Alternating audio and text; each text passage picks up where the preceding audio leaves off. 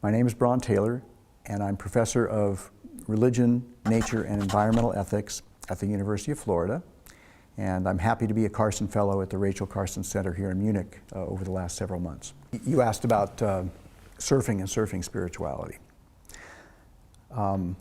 I grew up in Southern California and was an ocean lifeguard for almost 15 years, and you could say that my first love was the ocean and my first subculture was surfing subcultures. So I know that subculture very well. And as a religion scholar, it didn't take very long before I began to realize that there was a religion resembling dimension to the practice of surfing. People get up at monastic hours before the sun comes up and engage in this practice. For many of the people who do this as a long practice, it becomes, there's kind of a meditative dimension to it. Not only getting up early, but most of the time when you're surfing, you're paddling around or you're just sitting outside waiting. And where are you waiting? You're waiting oftentimes offshore of an urban area. And so you have the human civilization behind you, and out in front of you, you have a great wilderness.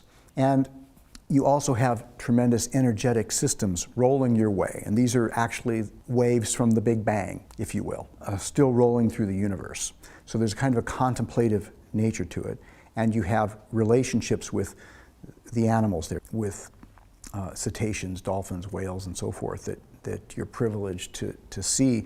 And you begin to realize, if you are a surfer, that these creatures have their own intelligences, ways of life, curiosities, playfulness. It can get you thinking metaphysically about where do these waves come from, right? You know, how these fit in with the energies of the universe. It can get you thinking in a way that we might call animistically about the relationships that people can have with non-human organisms.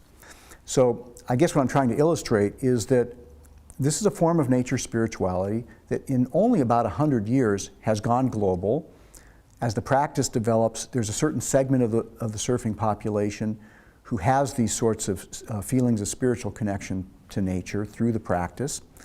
And then moreover, not surprisingly, people who feel that way feel a responsibility to give back, to express their reverence for nature in political action.